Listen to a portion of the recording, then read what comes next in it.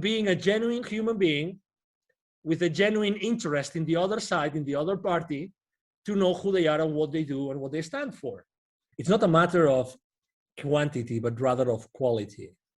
It's a matter of really caring about the people that really care about you.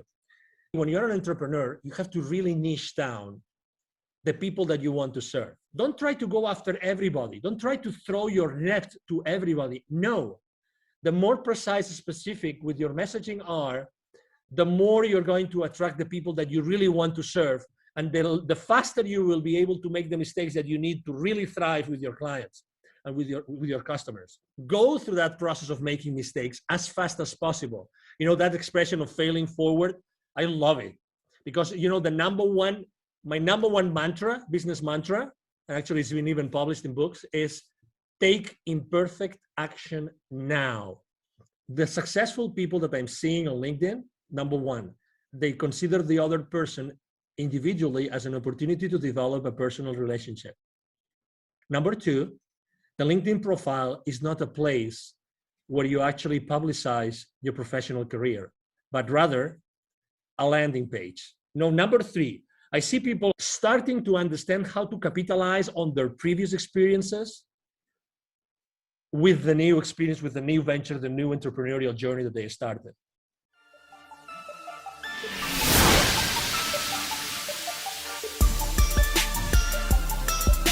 This is the Dragon Digital Marketing Podcast. Get ready for the digital marketing strategies and tactics that attract great customer relationships to your business.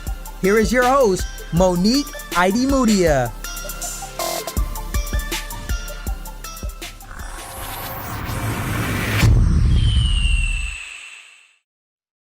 Hi, and welcome everybody to a new episode of the Dragon Digital Marketing Podcast.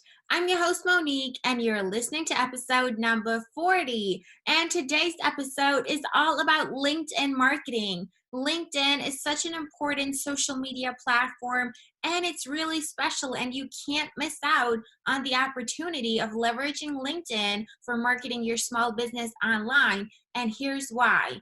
LinkedIn is not just for B2B, and LinkedIn is a social media platform where people actually expect to receive news and updates from their favorite brands and their favorite businesses because it's a more professional social network, and it's actually been designed with that in mind.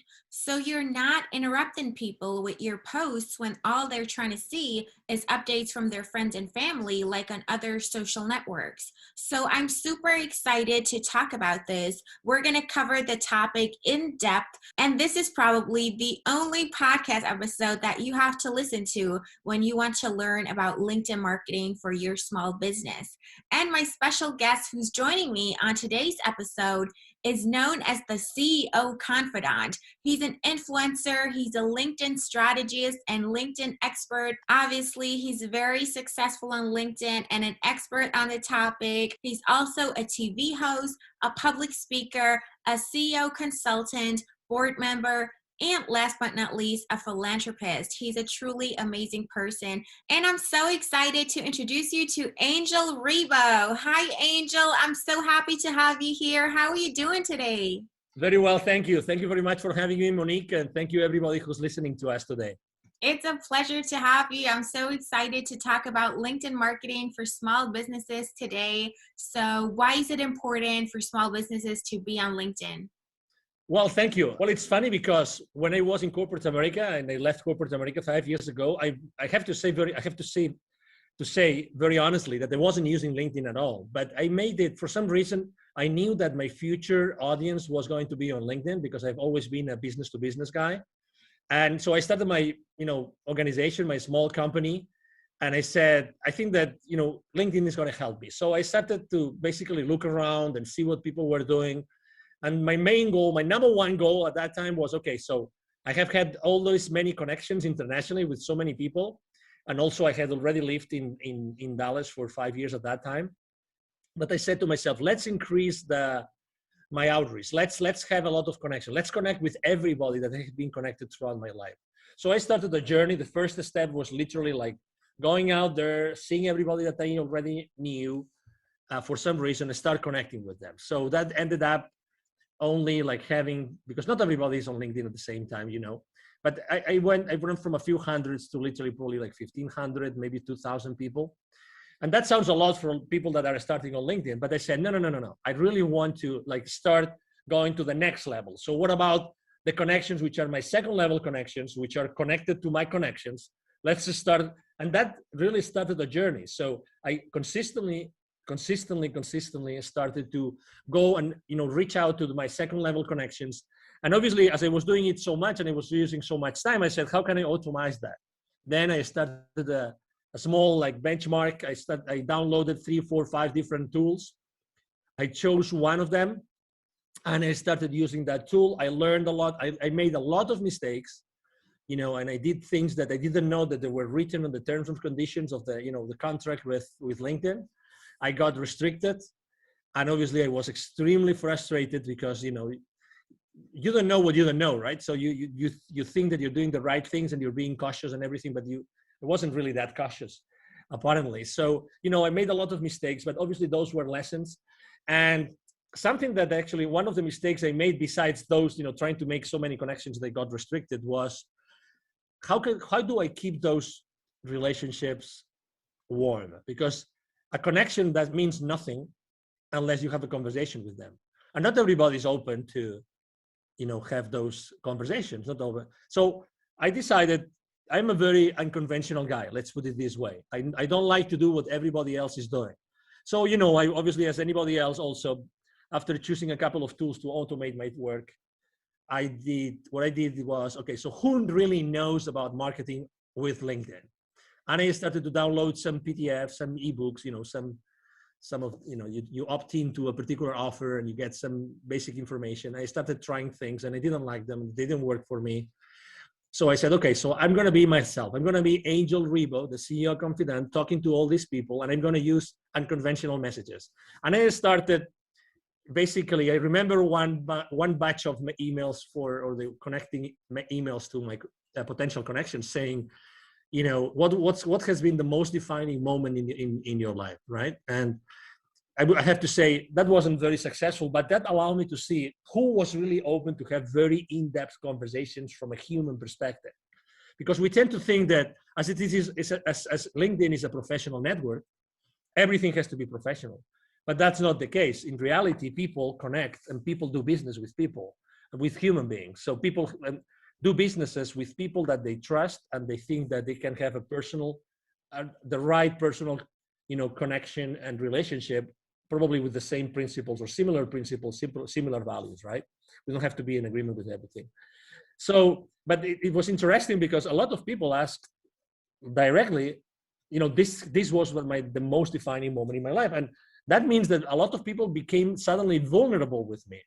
So I learned one lesson, which is maybe if I am vulnerable, they will be vulnerable as well. So then I started becoming really more raw. And something that people don't actually think about is when we start a conversation over email, it doesn't have even to be LinkedIn.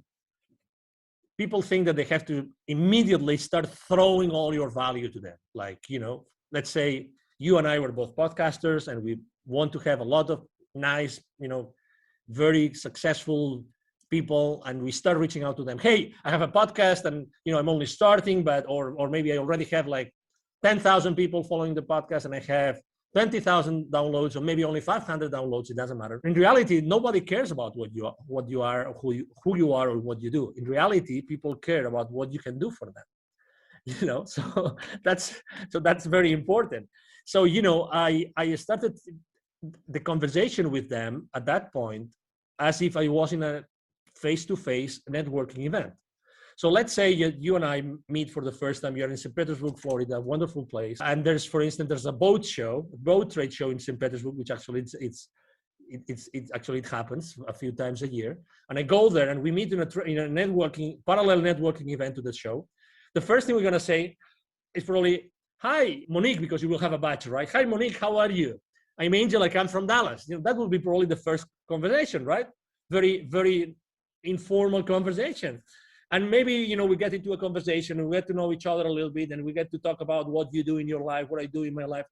And maybe we kind of like each other, so we continue the conversation. And maybe, when you support the small businesses, I can send you a few leads your way. And when, someone wants to go international and wants to expand internationally, maybe you send them my way, and that's how things are being built, from being a genuine human being with a genuine interest in the other side, in the other party, to know who they are and what they do and what they stand for. Would you agree? Absolutely. I absolutely agree. That's the secret to everything. Yeah. Exactly. So, I understand that a lot of people have their recipes and have their swipe files and they have their strategies and everything. And that's great. But, I think that until the moment in which you realize that being yourself fully is that you start thriving, that's the most important epiphany that I would probably recommend every single entrepreneur out there, every single business owner, that they try to shorten this path. Don't be in doubt. I'm sure that maybe in the beginning you don't really know if that's the right service to offer, the right product to sell. I don't know if that's the right way to say it. It doesn't matter. There is an exact correlation between the amount of energy that you're going to put on everything that you do and your results. And it doesn't have to be necessarily like politically correct or marketingly correct or salesy correct. Really, it's more important that you are yourself, genuinely yourself, and then everything will happen. Honestly, everything will happen. It's all about energy. I have a friend. He's very good. He's one of the few people I know that really understand sales. His name is Jim Padilla, Padilla, and he always talks about this, about being you, genuinely you, when you are, positioning yourself, your products and your services to anybody else. That's honestly 90% of your success in your entrepreneurial journey, Monique. Absolutely. It's all about authenticity and putting yourself out there, being a genuine human being. And that's how you get connections in real life as well as online. LinkedIn should just be an extension of, the real physical world that we're in, and now we're taking it online, but the same principles apply. If you walk up to a person and you're immediately pitching to them, or even worse, it's an automated outreach message, you can tell at the first sight that it's not real, it's not authentic, it's been generated by a bot, and that just doesn't make you look sympathetic, and people will not want to connect with you and engage in any further conversation with you if you haven't made an effort to learn more about them and build rapport and so on and so forth. So you've touched on a lot of things. You got burned with. Sorry about that, Monique.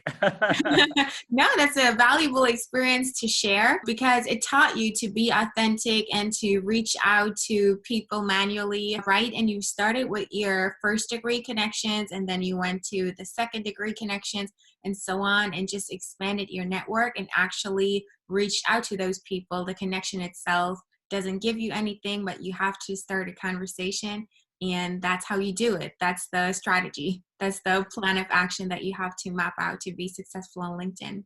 So absolutely. Would you say that LinkedIn is only for B2B, or can people who are in B2C also leverage LinkedIn for their digital marketing? Oh, definitely. And I'm probably a good example because, for instance, of my 20, right now I have around 27,000 connections. I have a high level of engagement. I typically have an engagement between 6 and 10%, 9 something percent on my posts, which is pretty high. And I have thousands of views of all my posts. And I would say that, one of the lessons I've learned is that you have to not only be genuine on that connection, on that relationship, but also that when you continue that conversation, that you have to be, it's not a matter of quantity, but rather of quality. It's a matter of really caring about the people that really care about you. Obviously, we all would like to, right now or tomorrow morning, we get up, we go to LinkedIn, and our last post has 20,000 views, 3,000 comments, and 5,000 reactions. But this is related to the game of influence. I'm going to repeat this, the game of influence. I think that not many people are able to master the game of influence. And there's some theory and there's some practice there. Okay, so I would like to to actually tell you that if you really want to excel on LinkedIn and other places, right now we're talking about LinkedIn, I think that it's important that you learn how the game of influence really works. And obviously, the media knows this very well, and entertainment knows this very well. But let me tell you, as an entrepreneur, that you're listening to this, to Monique's podcast today. In order to start playing the game of influence, I would like to actually even recommend you an author, because she's written a lot about influence, and she's great about it. The number one rule, and the first rule, not the number one, but the first rule when you want to start playing and gaining more influence for yourself, for your content, for your brand, for your company, is that in order to gain influence, you have to give influence as a first step. You have to give influence. Don't ever consider yourself that you are small. It doesn't matter how many connections you have. It doesn't matter how many people actually engage with your posts. You have a connection. So you have an influence. So start giving influence to the people that have more influence than you, and go and interact with the people that have more influence than you. So that's two different things, right? But make sure that you do this. Look around, who in your industry, who in your niche has more influence than you today, say on LinkedIn, right? And go there and try giving them more influence. So interact with them, because this is going to help them. And if they are professional enough in that, they will follow you back and they will start giving you influence back. I've done this literally hundreds of times already in these 5 years. And I can tell you, if you do that, you're going to gain more influence. And how does that relate to your question? Is it only business to business or business to consumer? I have 27,000 connections, 76, almost 70, actually now I think it's almost 78% are C-levels.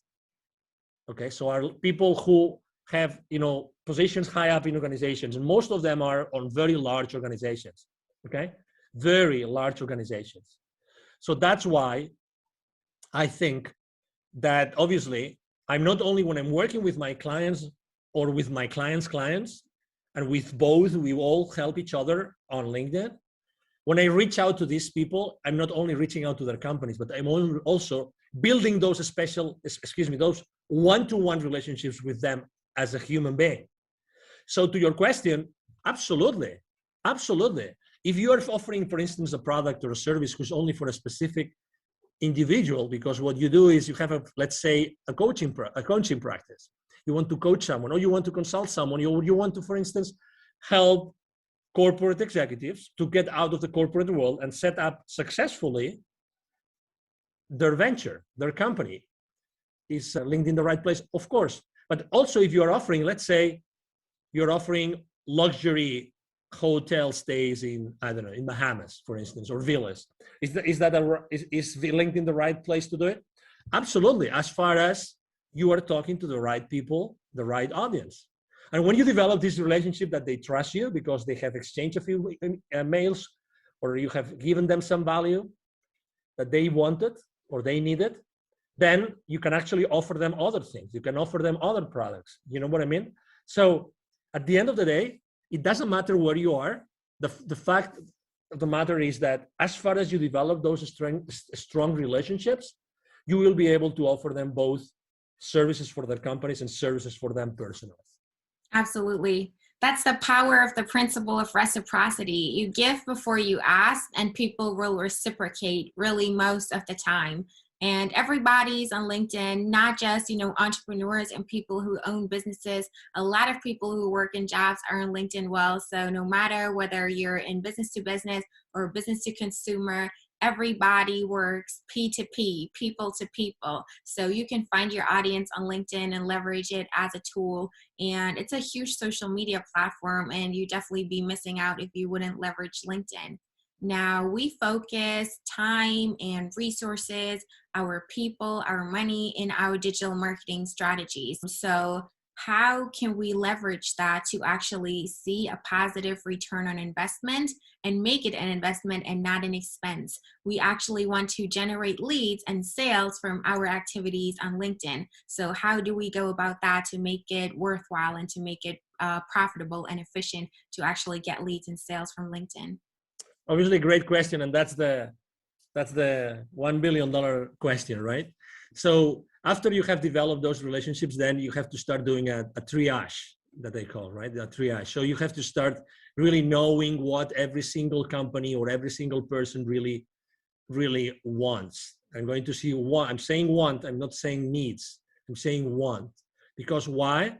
Because you, as the expert matter on something, okay, as the, you know about something, you know a lot about something that's the service that you're offering, you know exactly what these kind of people might need. But guess what? They don't really know what they need. What they really know is what they want. And that might sound a little bit subtle, but it's not subtle. It's the reality. Is that you have to know what they really want. So you have to create that space in which you consistently talk with them, generally speaking, like automatized or one-on-one, so that you eventually get them to tell you what they want, okay, what they want. And different people in the same company might want different things. The thing is, can your service or your product fulfill that thing that they want? Yes or no? You are the expert. So you're going to give them what they need, but they're going to buy from you what they want. Okay, so again, this is a subtle difference, but it's extremely important.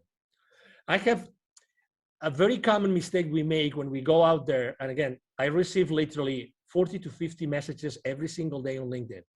Every single day. I have around 20 to 30 requests for new connections coming to me every single day. Every single day. So, and I have to tell you, less than 1% of the messages sent to me, I really am willing and open to have a conversation, because they just throw things at you, without really caring about me. You have to be, when you're an entrepreneur, you have to really niche down the people that you want to serve.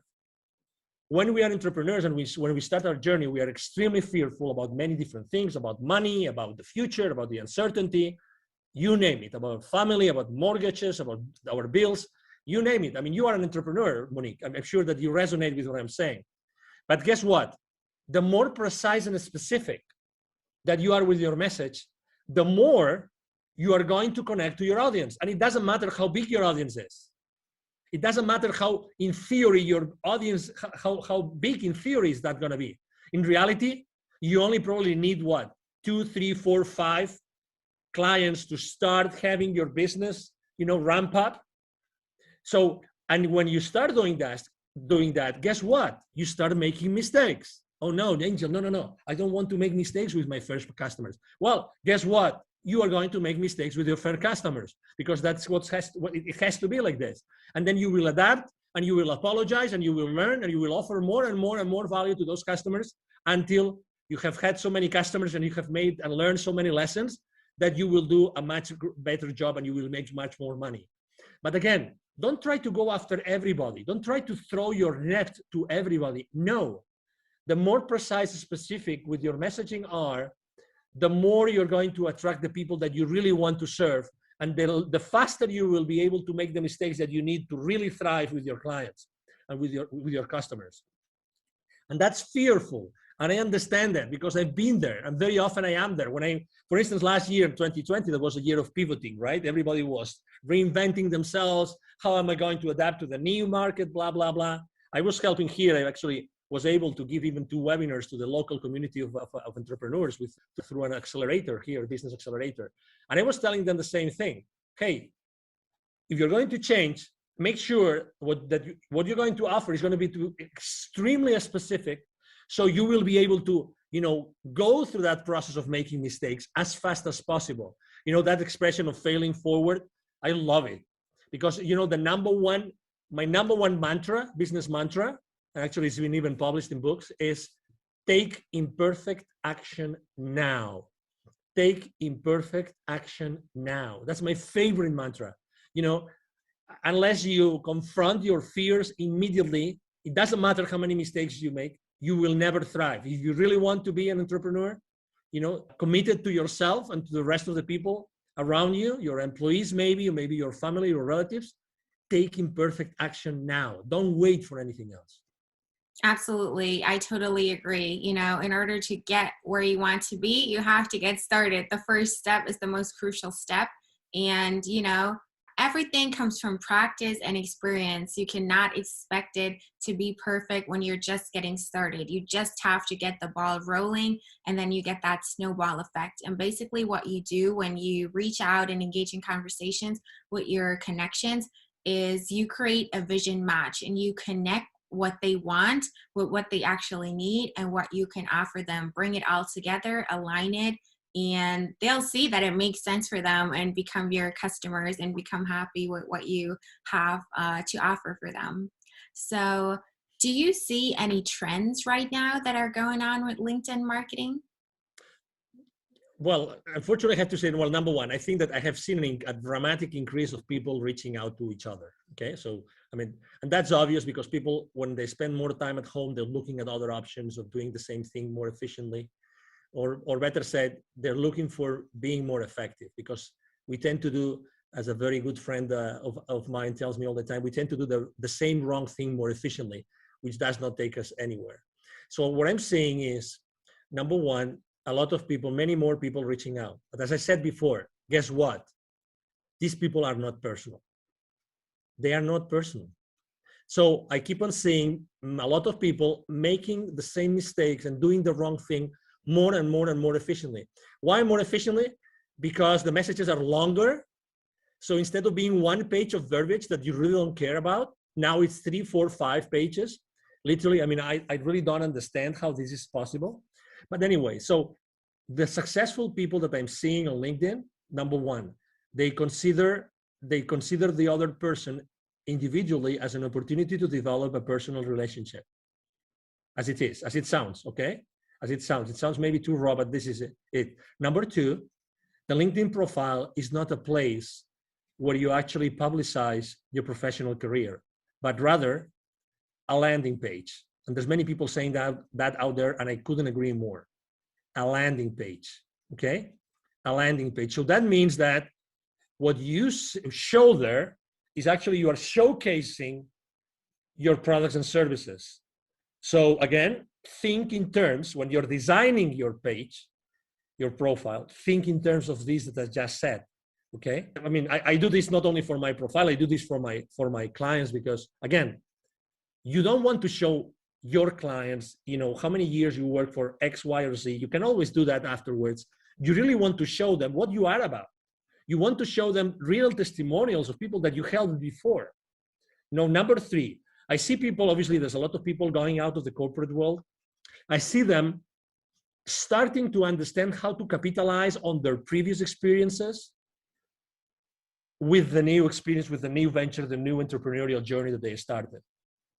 And I would like to tell the already existing entrepreneurs who are already on LinkedIn, even if they're already active, to go back and rethink this, okay? So you still have an opportunity to go, because you obviously started somewhere, right? You for sure have an experience of some sort on some company, medium size, small size, large size, it doesn't matter.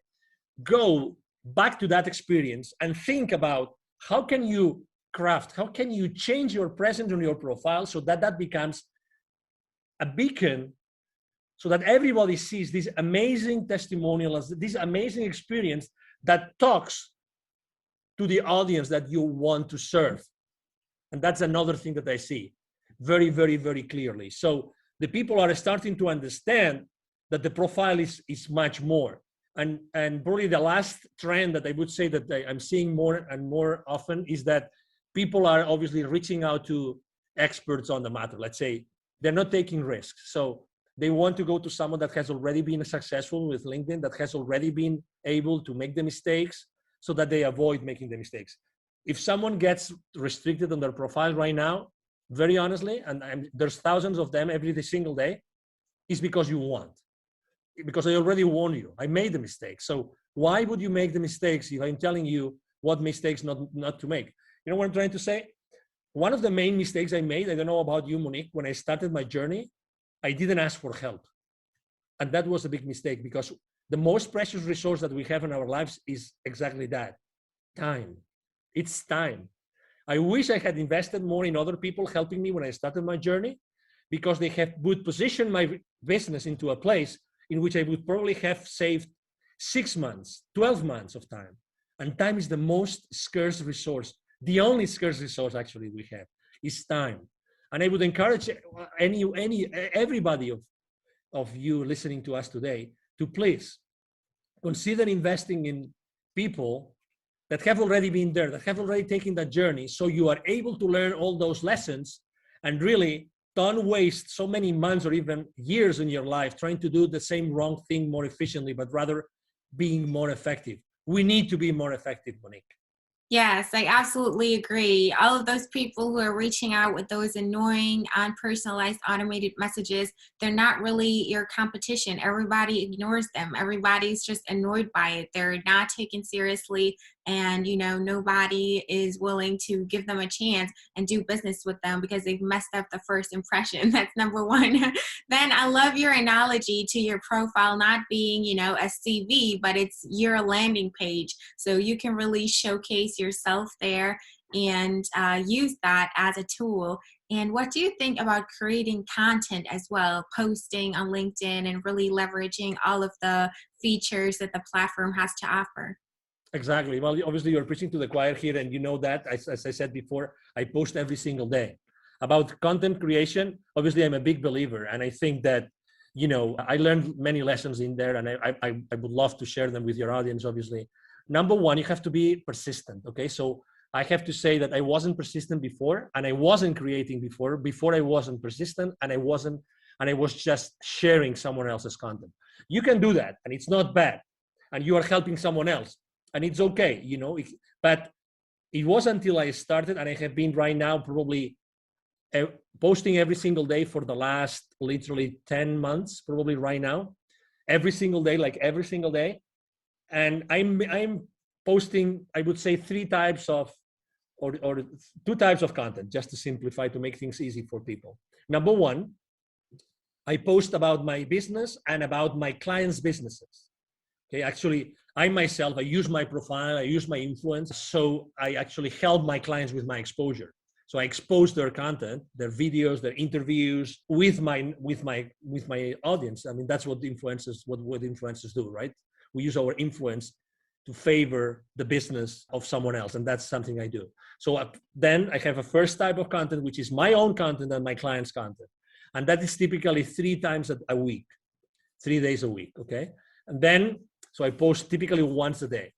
And then the rest of the days, it's really related to something personal that happened to me, or something personal that I see happening to others very much, and I think that interests them, or something which is related to a specific date. So it's Nelson Mandela Day, or it's St. Valentine's Day, and then I post something about it. And I have to say, I mean, I love writing copy, and I have actually a great copywriter in my team, and we really, I mean, we really love to do it. We really love to do that. And if I had to give you a reason why I post so many days personal stuff, it's because people like to know really who you are. People like to know what you think. And I'm not very controversial, because on my posts, not because I don't want to be controversial, it's because who I am. I'm not controversial. I mean, I've always been that guy. I come from a Catholic family in Spain, and Spain is a very Catholic country, and I always was trying to be in the middle and try to be the moderator in fights, this kind of thing. That's who I am, right? So last year, for instance, I can tell you that I posted a lot about building bridges. Everybody was burning bridges. Everybody was here or there, and you are in Florida. So, I mean, I think, as you know, Florida is also a very polarized state, right? And Texas was also very polarized last year before the election here in the US. You know what I'm talking about. So I did not post about politics, not one time, actually not one time in my life, just because I think that we human beings, we need to discuss other stuff. I'm not here to discuss about politics, but I know that people were feeling that they were losing some friends to discussions, to fights, to arguments. People were feeling they were losing some. I mean, who hasn't unfortunately lost some friends or even some relatives to some insane arguments that inside of you that weren't the right thing to do, but it's done, and I can cope with this kind of arguments, blah blah blah, whatever that is. That's why I posted so often about building bridges. And the other thing I actually posted a lot last year, just as an anecdote, was give me a break. I really posted many times about, those days that you woke up and maybe you listened to the news, you made the mistake of listening to the news, and then the news, guess what? Boom! It was like a download of, oh no, I'm depressed for the rest of the day. So I know that people needed a break, and people needed to actually listen, that someone was listening to them, that really we all need a break. Maybe we cannot go anywhere now because there's restrictions traveling or whatever. Maybe we can just go to the neighborhood. We could just go to the county next to us and do something different for a day. We can just stay at that other hotel. You live in St. Petersburg, maybe you don't need to go to the beach, but you like to go to the other side of the peninsula, and it is what it is, just for a change, just to change your mind and put yourself in a different mood, in a different emotion. So I think that it's very important for your audience to know who you are as a person, and also obviously to post about your business, because you want to do business at the end of the day. Yes, it has to be well balanced, that's for sure.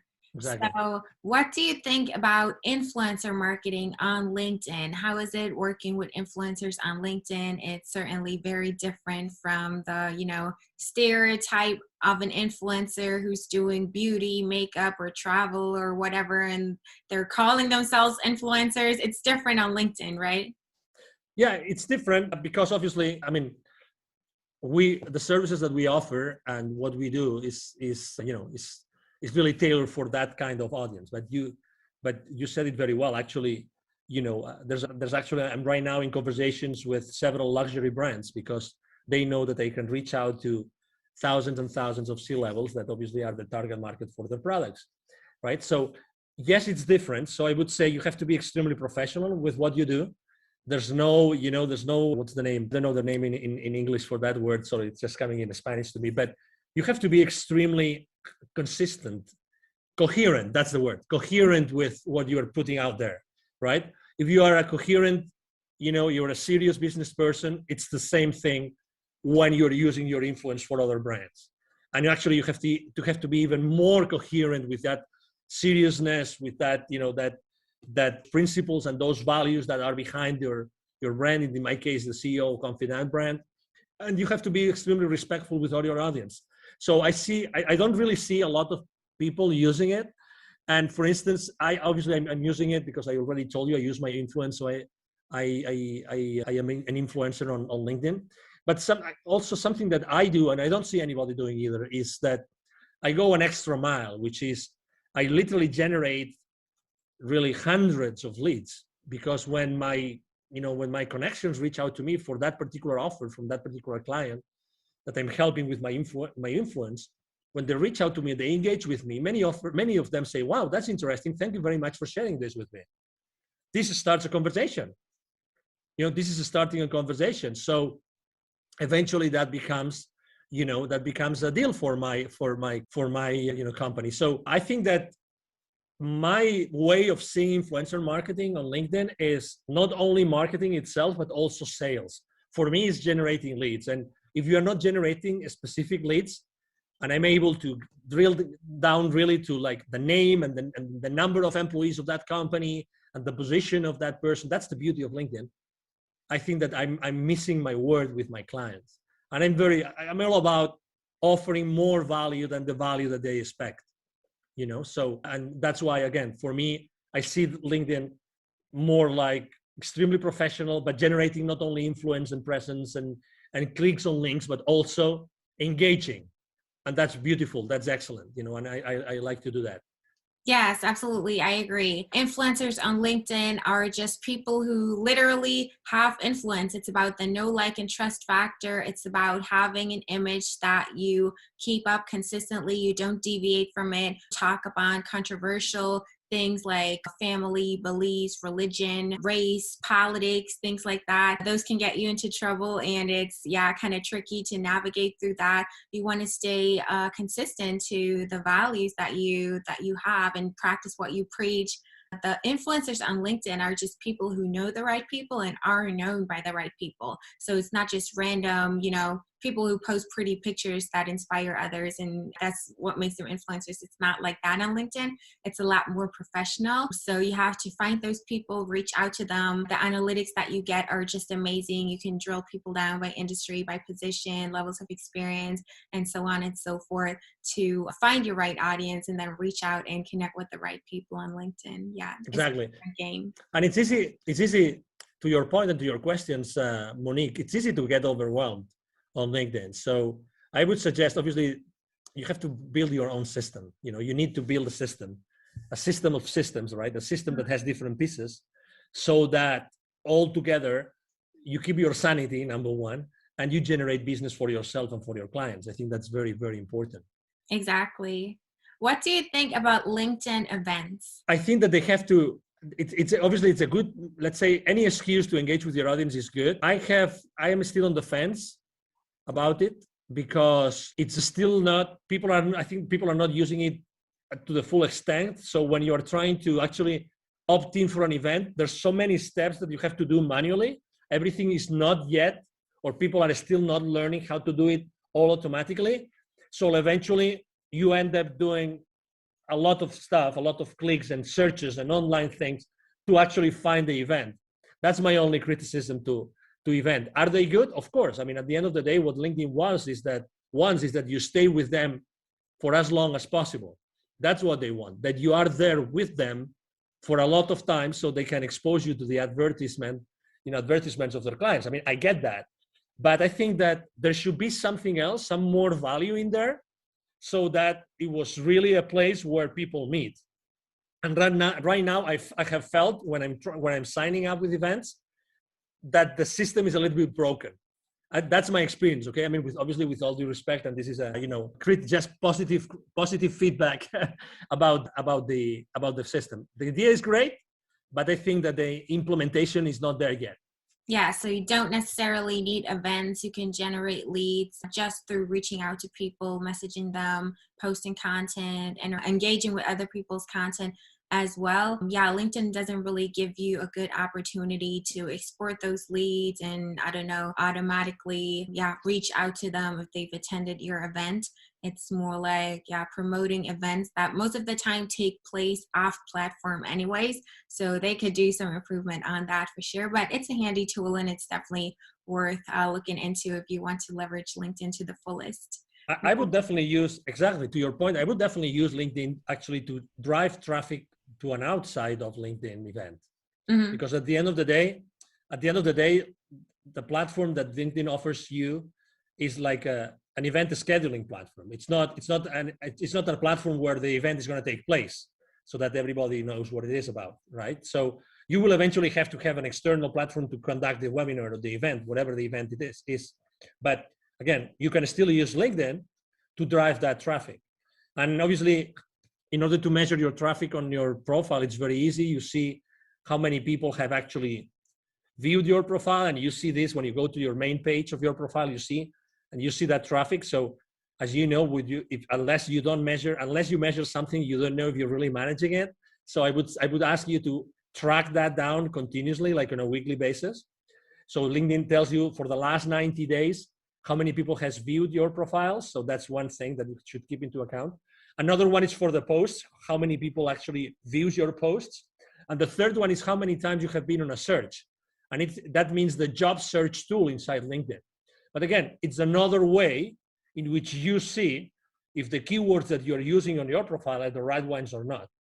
So as far as again, it's all about, because we're talking about how to drive traffic to your events, right? So keep an eye on all those statistics. And if you keep an eye on those stats and you keep on increasing them all the time, and you know how to increase them, then you will then increasingly attract people to your webinars outside of LinkedIn. Right.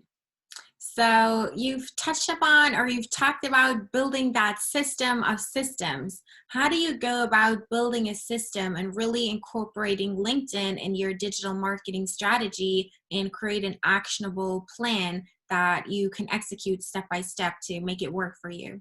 Great question. Obviously, I mean, I built my system after lots of tries and errors, lots of mistakes.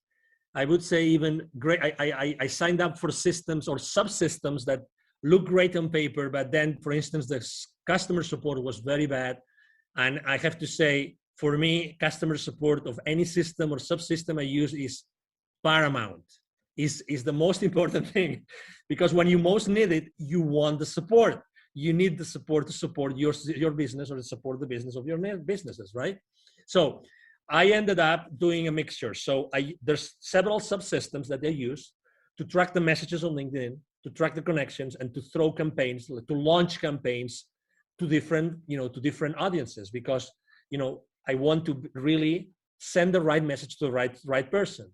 Then I also use Sales Navigator, because it's part of Sales Navigator is really the high quality search tool.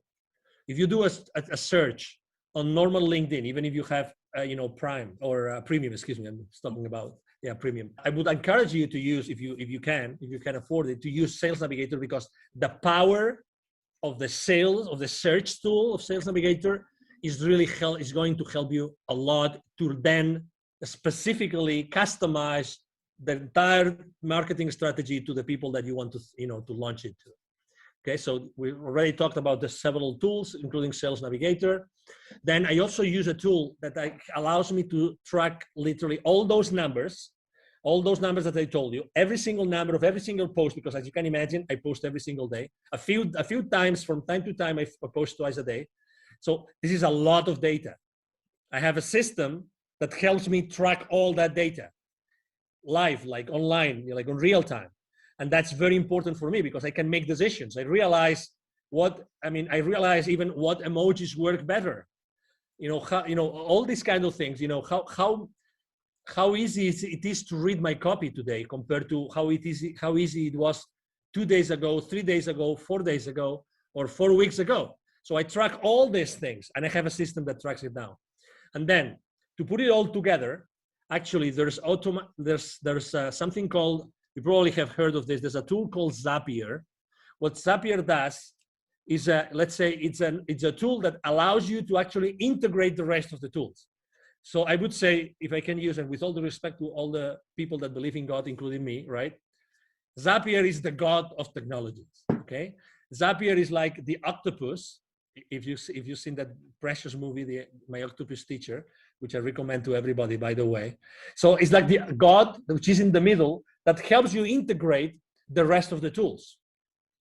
So I put Zapier in the middle, which is really easy to use. And it helps you manage different triggers of different events happening in different places. You can actually integrate email into that. And I have actually also, and that's the last part of my system, I have built actually spreadsheets on Google Sheets, fully integrated with the rest of the system, so that I have a dashboard. Okay, so here you are.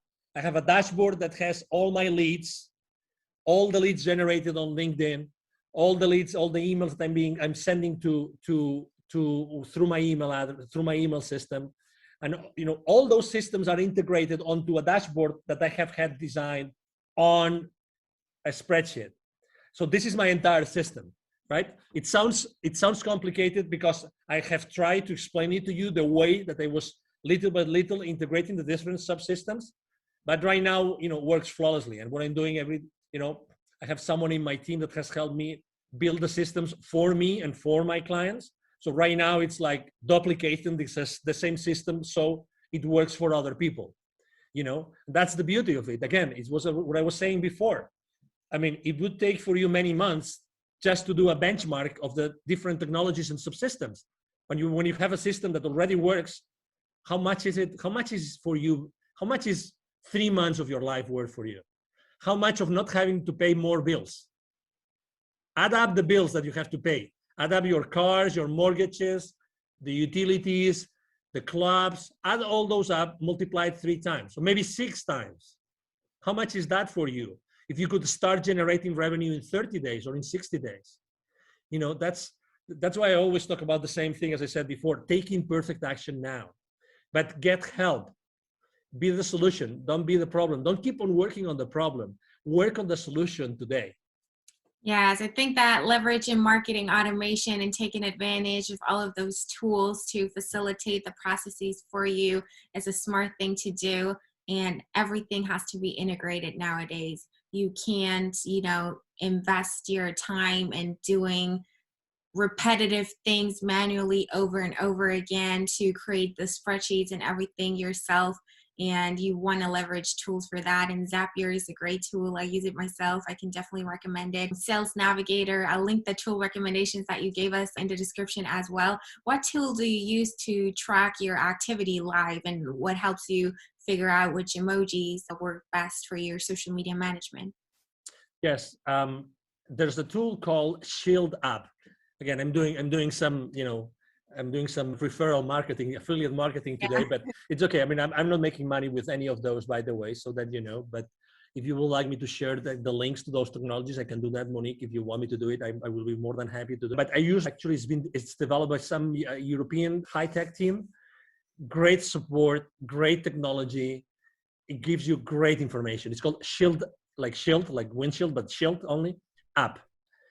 Again, great technology. When I saw it, I said, "Oh my God!" I used to use a spreadsheet, and I'm kind of I used to be a control freak, but now I am micromanagement with myself freak, because I really want to know how to improve things. I want to make small improvements little by little, but I need data.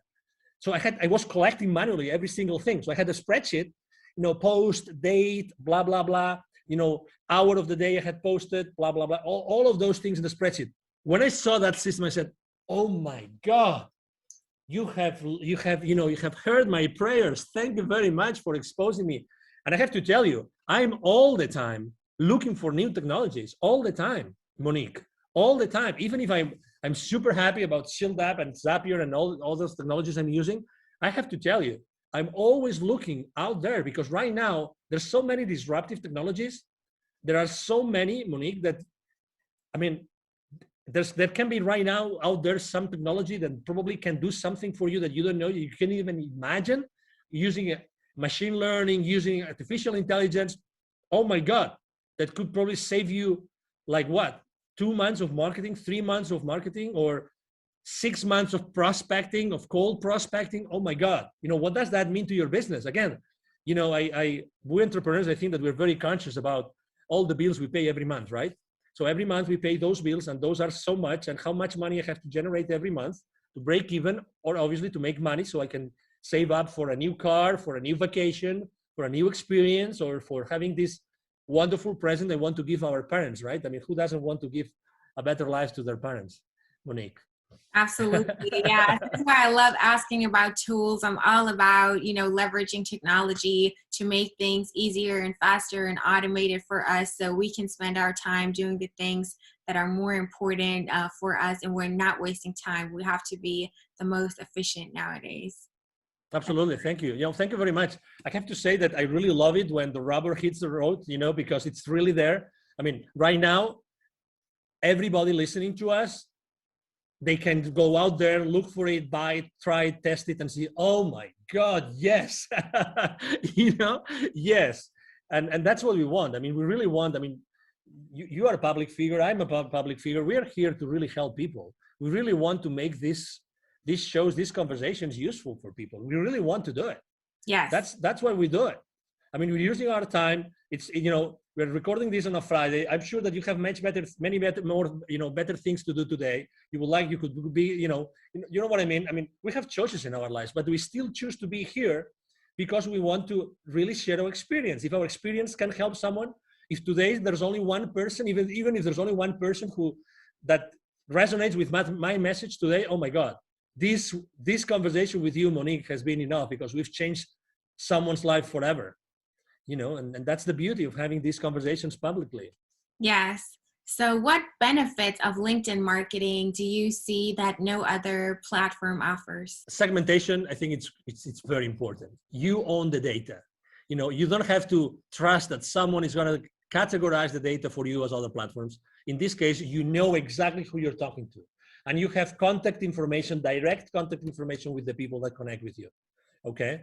Obviously, in the bad hands, that is going to lead you to a restriction. But the good thing is that you really can touch upon the data of the people that trust you and you trust them. And that's extremely important. Okay, as I said before, and you asked me, is it only B2B or maybe it can be also B2C? Absolutely. If you do it right, Again, if you do it right, it can be B2B or B2C. For instance, I had a client that he was developing a personal app, right? A personal app. And that app, he was only thinking of, no. In order to sell that app, it's for private people. It's for, it's for the mom and pop, and maybe not young people, probably mom and pop, or, middle age, blah, blah, blah. I should use probably like, it's probably going to be Instagram. And I said, well, and do you think that maybe there are a lot of mom and pops that work in large corporations? And do you think that maybe that could interest a corporation?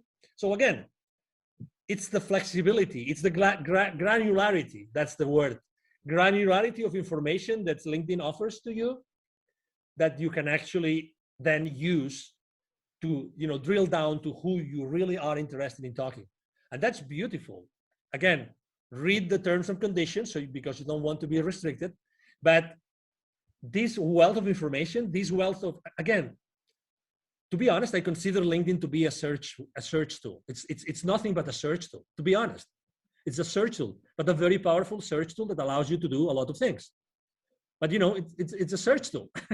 Yeah, that's right. It's a very powerful search tool. Actually, if you go now to Google or to any search tool and online and you put my name, I bet you that probably the first line of Angel Ribo, R-I-B as in boy, O, is going to be my LinkedIn profile, for sure. Obviously, because I have thousands and thousands of people watching my profile, every single day, but also because they want to be a search engine.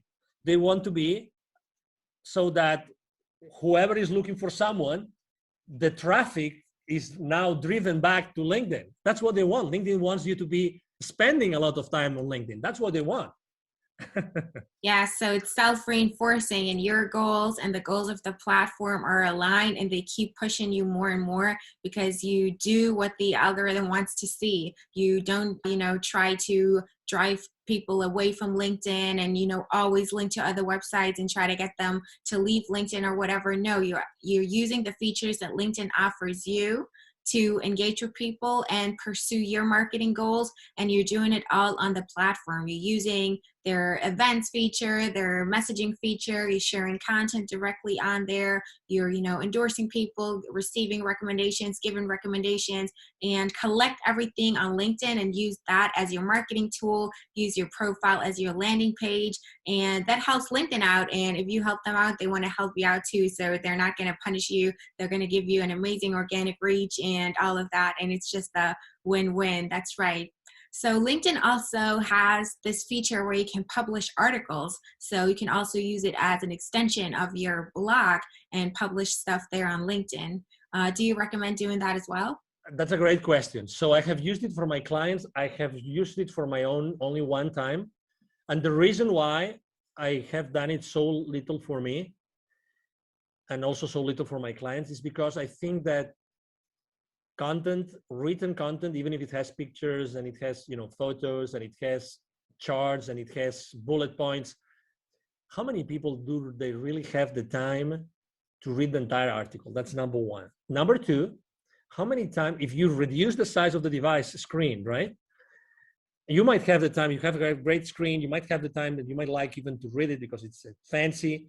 But if you're on your cell phone, and we know that consumption from mobile devices is going up, how many are they going really to see that article, to read that article? You know what I mean? So it's all about traffic.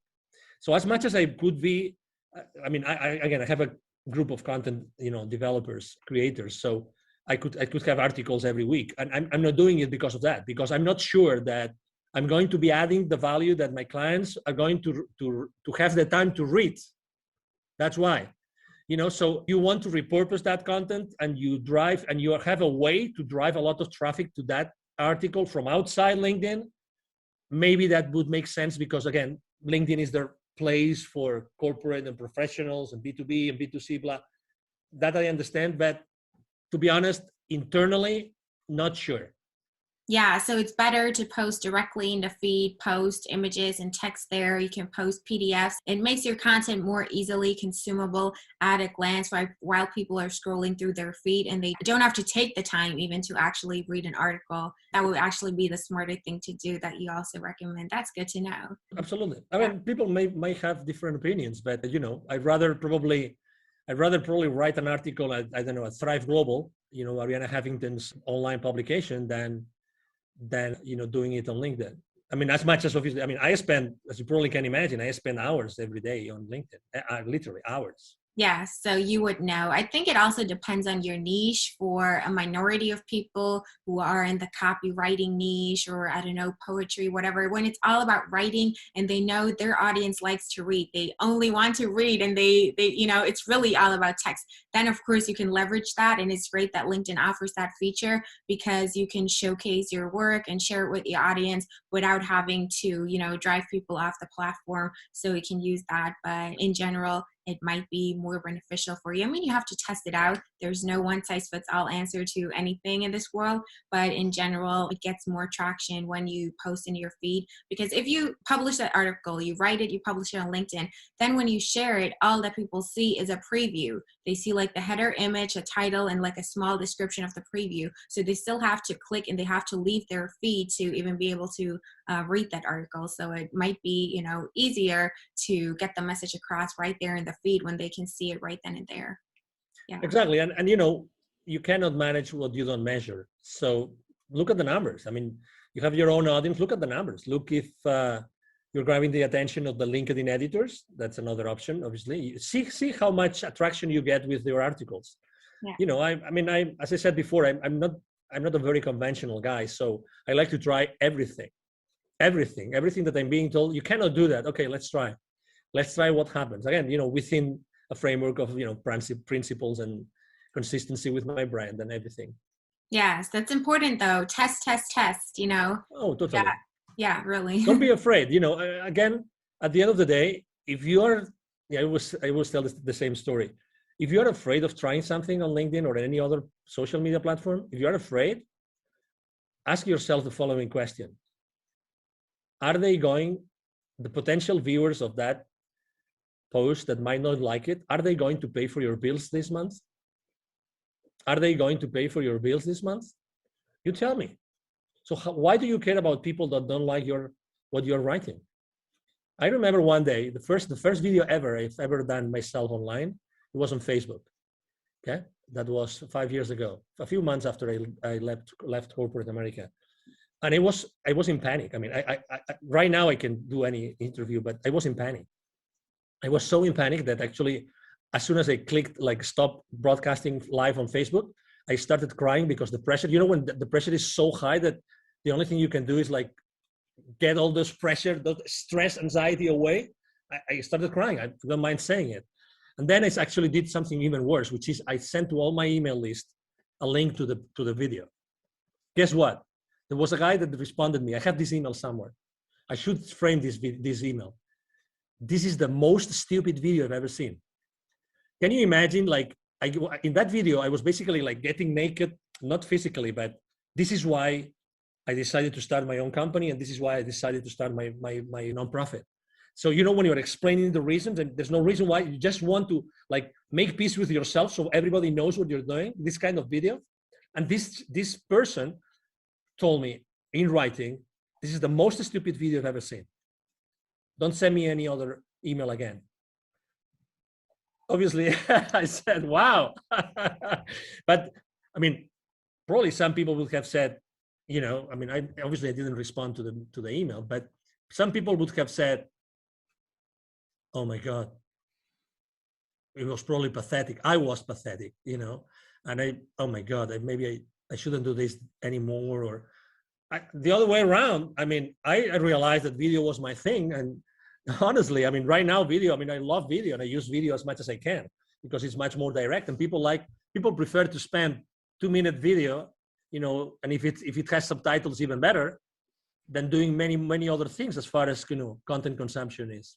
Yes, so, don't listen to the haters. They're just jealous. They're, trapped in the rat race themselves and unhappy with their life and their corporate job.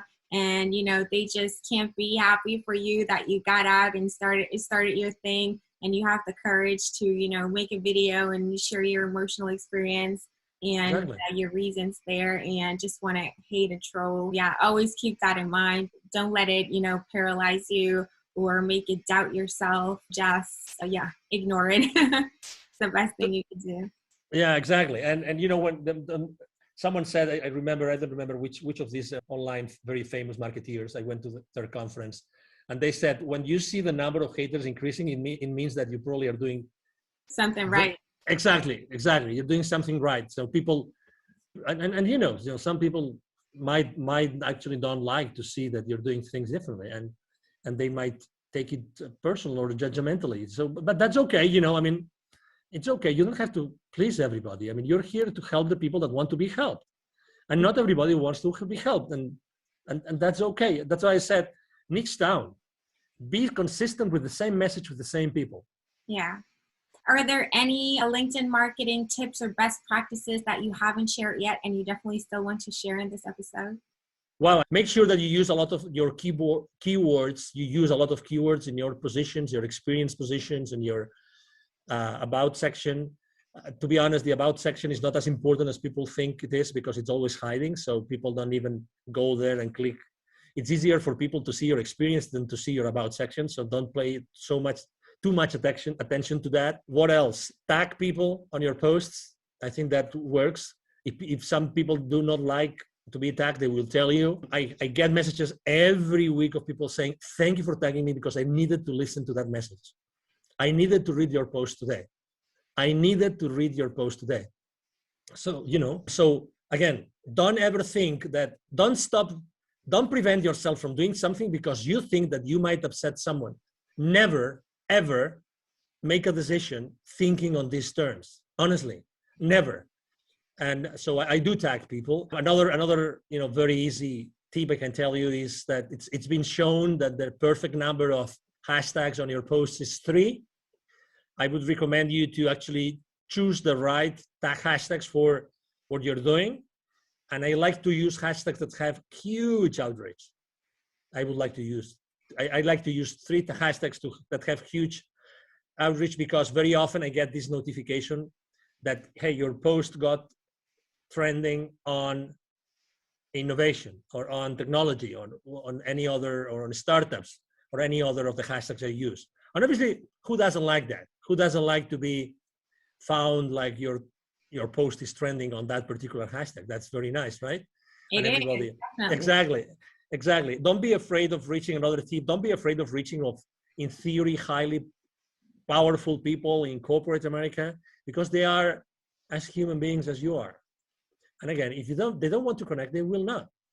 So just have a genuine conversation from you, whoever you are. I'm XYZ, and I'm reaching out to you because of this, and that's it. Again, don't be afraid of making mistakes. There can be, I have really, really like very powerful people on my LinkedIn. I have multi-billion-dollar, CEOs, company CEOs on as my connections. And I treasure a lot those connections, and I don't bother them unless it's necessary, and obviously bother for me means sharing some value that I think that it might be useful for them after I have had a conversation, right? Absolutely. So exactly, spend a lot of time, see what other influencers do, see what, again, don't take anything for granted. Very often, people are offering me services on LinkedIn services, and I go to their profiles, and guess what? I look at their posts, I look at how many people engage with their posts, and guess what? Are they walking their talk? That's my question. It's like, that's my question. I remember when I was at some point in my life, I was literally teaching, dozens of salespeople. I was giving sales training. Today I do it, but more on a reduced size. At some point I had more than 150 people attending to my courses, and many of them were 40, 50 live. And I remember that I was always giving them a piece of advice which is related to religion. Okay, so this is the piece of advice. As you probably remember, one of the 12 apostles of Jesus Christ doubted that he resurrected. right? And that one, well, there were a few that doubted it, but there was one specific, which is the main goal of this, an anecdote I'm sharing with you. That was Saint Thomas. So for those of you that remember what the Bible says, or what the Gospels say about Saint Thomas, is that Saint Thomas didn't believe that that person was Jesus, resurrected Jesus, until he put his hand on the wound that he had under his chest. And I always use this anecdote with my salespeople, which is never believe anything that anybody tells you in any company until you see it with your eyes, until you put your hand in the wound, in the side of the body of Jesus. Don't believe it. You know, obviously with all due respect, okay, I'm using this anecdote with all due respect to everybody. But unless you double check and you triple check, don't take anything. Don't take the word of anything. I mean, don't even take my word today. Honestly, make your own decision, and and go and research and do your research and see what's the exposure of a specific person. I mean, if someone is recommending you to write good copywriting for LinkedIn, for instance, which is actually that's another lesson for another day, Monique. We can talk about what is the copywriting the copy that sells on LinkedIn, right?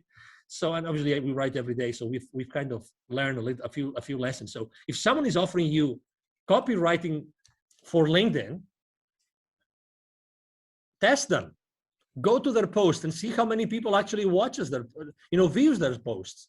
Honestly, and how much content do they have? How can they tell you that their content is good if they cannot tell you, they cannot show you that they have written, I don't know, we right now we probably have 200, 300 different posts of our own created, content. So don't take anything for granted, really. If you want to trust something, or if you want to try something or the services of someone, go there, look online, and make sure that what that person is saying or that company is saying is true. I would really recommend everybody to do this. Double check on everything. Make sure that things are true and people really walk their talk. Yes, verify their claims and look for some social proof before you just blindly trust anybody on the internet. That's right. Exactly. So, Angel, how can people reach out to you, find you, contact you if they want to learn more? Maybe they want to work with you. Absolutely. Thank you for the opportunity, obviously, again, Monique. So it's very easy to find me, obviously, on LinkedIn. My name is Angel, last name Ribo, R-I-B as in boy, O. My brand is the CEO Confidant. So if you go to even if you go to Google, you will find me easily, Angel Ribo. I have a team of people working with me. So we answer all the messages on LinkedIn, those 40, 50 daily messages on LinkedIn, they all get answered, all of them. And also my emails, I would like to actually offer my direct email address. And again, I respond, either myself or my team will respond the emails. My email address is angel@angelribo.com. angel@angelribo.com. That's my email address. And again, I would love to engage in a conversation with you. I mean, very honestly, I talk to a lot of people. I'm really the kind of person that whenever I can help, I help every single time.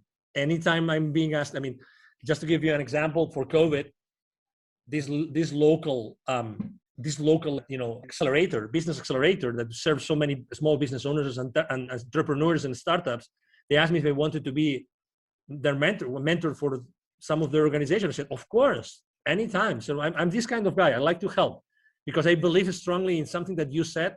And actually, I believe in that law, universal law of reciprocity. I mean, it is what it is. We cannot fake it. We can't change the laws of the universe. It's the law of reciprocity. The more you do, the more you receive. So I really strongly believe in that. And you can test me anytime. You can test my claim anytime, reaching out to me directly. And again, as I said before, thank you very much, Monique, and thank you very much to the audience listening to us today. You're welcome. It's been my pleasure to have you here. You shared so many valuable tips. It's amazing. Highly appreciate it. And I think it's a great interview. Thank you so much. Absolutely. Thank you very much, Monique. Thank you so much for watching and listening to this episode. This was a super valuable episode packed with actionable tips and tactics that you can start executing today. I'm sure this has helped you out a lot, and I have something for you that's going to help you out even more. I have a free gift for you, and it's a buyer persona template. A buyer persona template helps you to create detailed buyer personas, which are semi-fictional representations of your ideal customers for your business, so you can tailor your outreach on LinkedIn, you can tailor your copywriting to your ideal clients, you can tailor your messaging, all of your marketing campaigns, all of the content that you create and put out there to actually speak to the people who are in your target audience and resonate with them and stand out and cut through the noise and be unique and differentiate yourself from all of the other people that use automated outreach methods for their LinkedIn marketing, or just put generic stuff out there that not really speaks to a niche and thus is irrelevant. So if you are looking to really see results with your marketing and tailor your messages to your target market and your audience and the people that you want to reach, you need a buyer persona to make it specific, to make it personalized and custom and tailored to them, so you're actually seen and heard and you're getting the results that you deserve.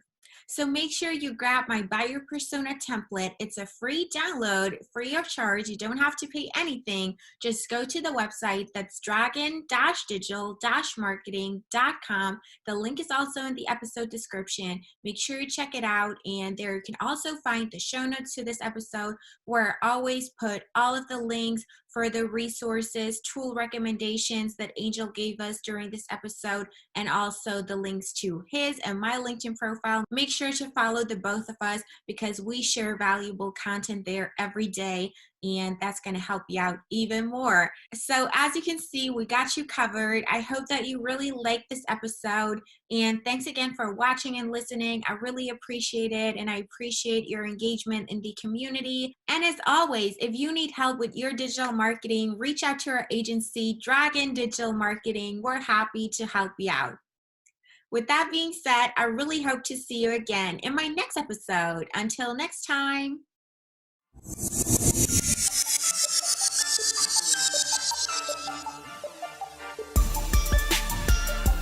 Thank you for joining us for this episode of the Dragon Digital Marketing Podcast. You can visit us at dragon-digital-marketing.com for more resources and for more episodes. Let us know how you like the show and write us a review. We are grateful when you like, share, and subscribe. We appreciate you.